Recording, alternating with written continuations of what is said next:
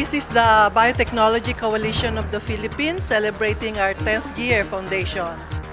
In the mid-90s, the Secretary of DTI, Mr. Cesar Bautista, wanted to champion biotechnology. So we created Biotechnology Association of the Philippines, and we were working on using biotechnology for the industrial sector. But then we expanded it to include agriculture, and that's when we created BCP. The advocacy started more than 10 years ago when there were some groups who actually had some concerns about the technology. So all of us in the academe and the scientists had to come out of our laboratory, out of the confines of our work in order to educate the public, and especially those who will benefit a lot from it, the stakeholders, the consumers, the farmers who are actually generating the crops. The whole objective of BCP is how to use biotechnology as a tool to improve our food security, to add to our previous objective of using biotechnology for national development. The important thing is the safe and responsible use of biotechnology. That's why we always have to the mga guidelines, and the Philippines is good in that. We have set guidelines, and we follow those guidelines to meet objectives which will help people.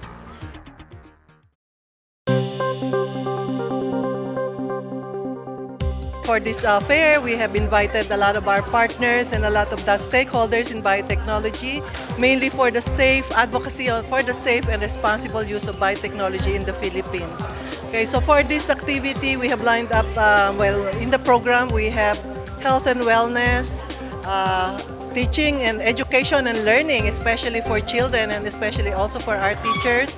We have topics on Pinoy GMOs, which we have now, environment, as well as the energy, renewable energy, and social issues, actually.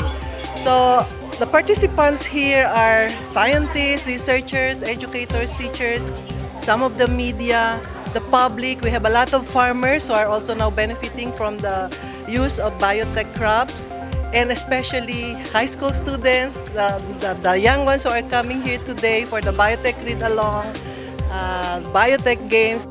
Aside from just building the homes, as a lot of people would know it to be, we have programs that enable the community to eventually stand on their own and be sustainable. Inclusive in those programs are child and youth development, as well as what we call Bayan Anihan, or the food sufficiency program.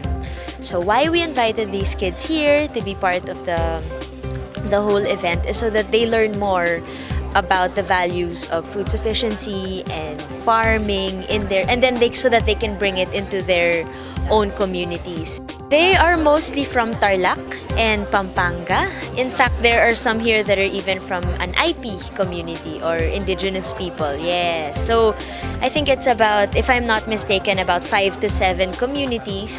The ages are about 8 to 12 years old, particularly at that age, because that's when they already start understanding the concepts that we were teaching today. The parents are also here so that the learnings that they have, they can bring it. What we do in Bayan Anihan, we have actual farms within the GK communities that each family has to tend and harvest. So every day, they can actually grow their food for the table. And so with these kids, hopefully in the future, they'll also learn and value the benefits of providing food on the table for their family. What we do is we explain to them what biotechnology is all about, and I particularly think that up until now it's the subject which will change the civilization. It's tawag namin dyan, it's a game changer. It will bring so much capability, so many new things, because it's a tremendous technology. Educating kids about biotechnology is challenging, but it comes with a lot of fulfillment. Because when you educate them about biotechnology, one, you really need to effectively convey the message to them, and then you also need to entertain them. Kasi this is not an easy subject. Talagang technical siya, mahirap siyang intindihin. But then we're hoping to do both, educate and entertain. It's challenging, but it comes with a lot of fulfillment.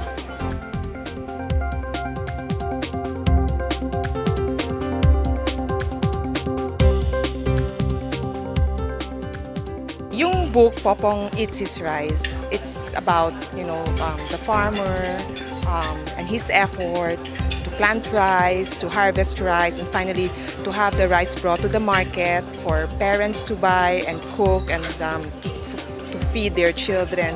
So the essence really of the book is there's a lot of work and a lot of love put into planting rice and harvesting rice. So we should all not waste it. Mga anak natin dapat, alam nyo, we don't waste rice, we don't have to import. So this book solves a lot of problems actually. If only children will, learn the values that we would want to convey to them.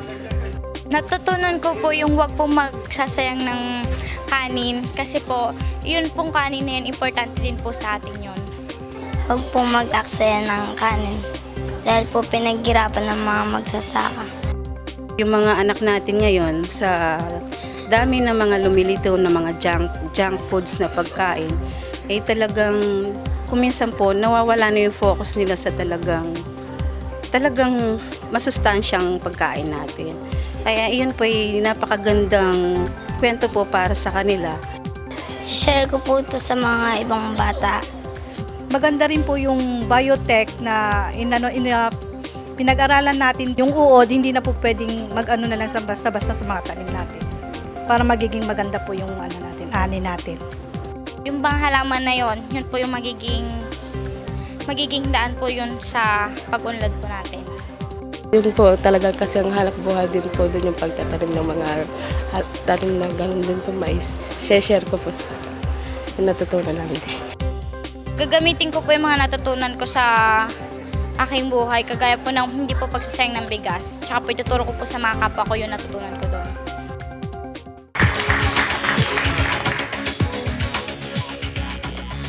We're really hoping to make biotech education effective. And to do that, we need to reach out to high school students, even elementary students. Kasi this is where education starts, and that's when you form, you set the foundation of what they know. So it would be good to start at that stage rather than wait until they're in college already. And you have to clarify all these issues with them, and you have to undo the wrong things that have been learned. So maganda to start while they're young, and so you develop a critical mind. Hindi siya advocacy lang na they have to support biotech, but they really have to check, is this good for us? Is this good for the country? Will this address our food security problems? Is this safe to health and environment? These are things that we all should ask. And we cannot start asking these questions if you don't know anything about it. So that's what we're trying to do, make them know about biotech. What is this all about? I think it's really important that young people, particularly high school students, are exposed to this. Because pag nakita mo yung mga students na in-explain namin yung technology, they're excited. I think we are really now working towards educating more of our people from top down to the youngest ones who can actually benefit more from this technology.